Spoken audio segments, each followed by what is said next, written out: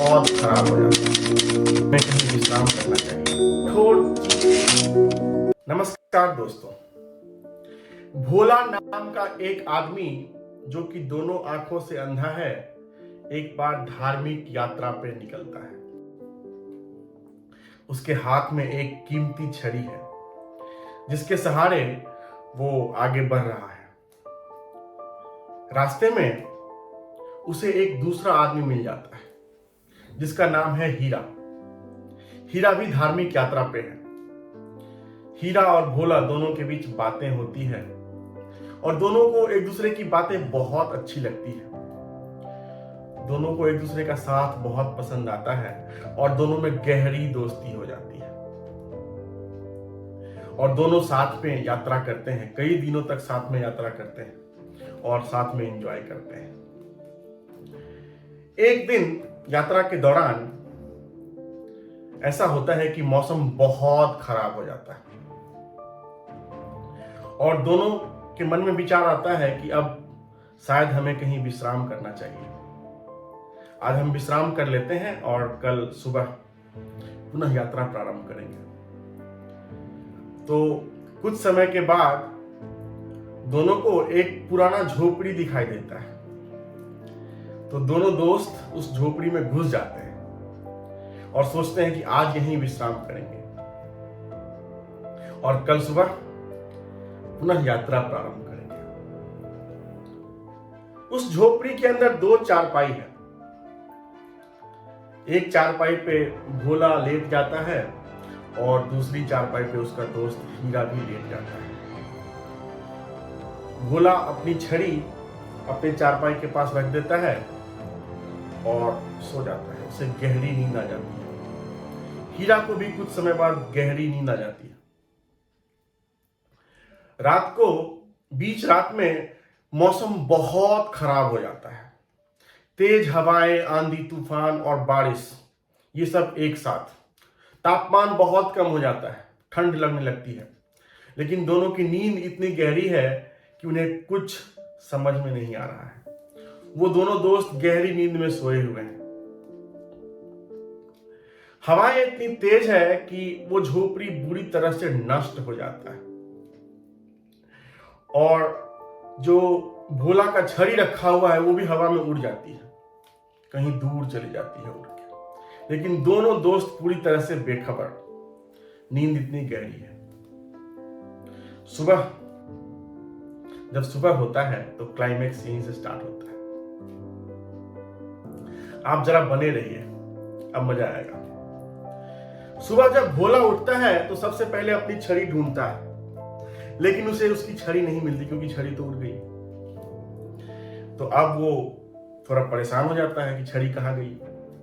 वो बहुत कोशिश करता है लेकिन उसे छड़ी नहीं मिलती क्योंकि छड़ी तो है ही नहीं। तो उसे लगता है कि शायद उसके दोस्त ने छड़ी कहीं गायब कर दी, कहीं छुपा के रख दी। तो वो और कोशिश करता है अगल बगल में कि शायद कहीं छड़ी मिल जाए, कहीं उसके दोस्त ने शायद छड़ी छुपा के रख दी हो तो उसे शायद मिल जाए। कुछ समय बाद उसका हाथ किसी कठोर चीज के ऊपर पड़ता है। वो एक छड़ी जैसी है लेकिन वो छड़ी नहीं है। उसे लगता है कि वो छड़ी नहीं है, तो वो उठा लेता है। फिर उसे लगता है कि चलो कोई बात नहीं, पुरानी छड़ी नहीं मिल रही तो क्या हुआ, इसी नई छड़ी से यात्रा आरंभ कर लूंगा।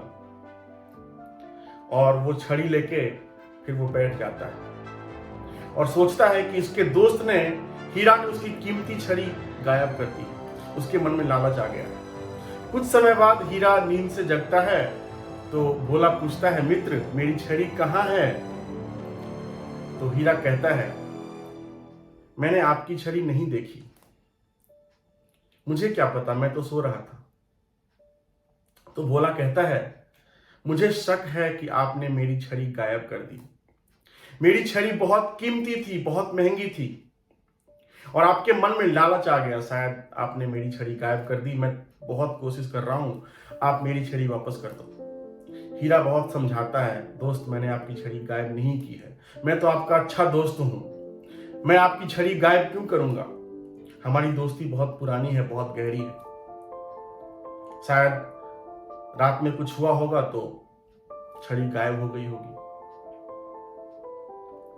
लेकिन भोला कुछ नहीं सुनता है।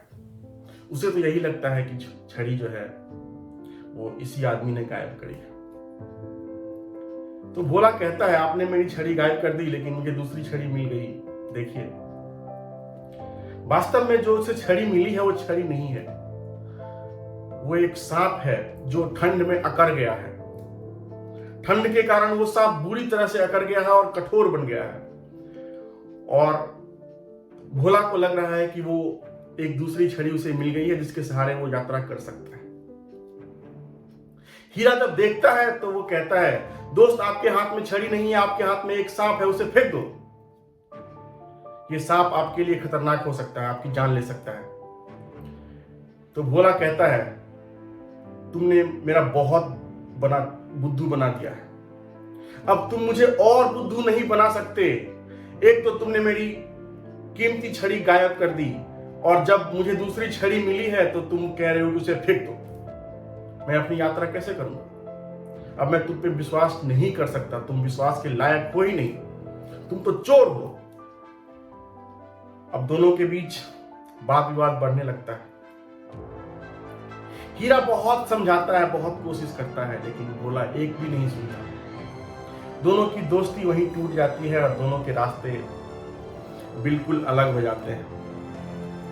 हीरा दुखी मन से वहां से चला जाता है और फिर कुछ समय बाद भोला भी अपनी यात्रा प्रारंभ करता है, उसी छड़ी के साथ। जो सांप अकड़ गया है और छड़ी का रूप ले लिया है, उसी के साथ वो यात्रा आरंभ करता है। दोपहर हो जाती है, तापमान बढ़ने लगता है और कुछ समय बाद वो सांप जो अकड़ गया है वो भी नरम पड़ने लगता है।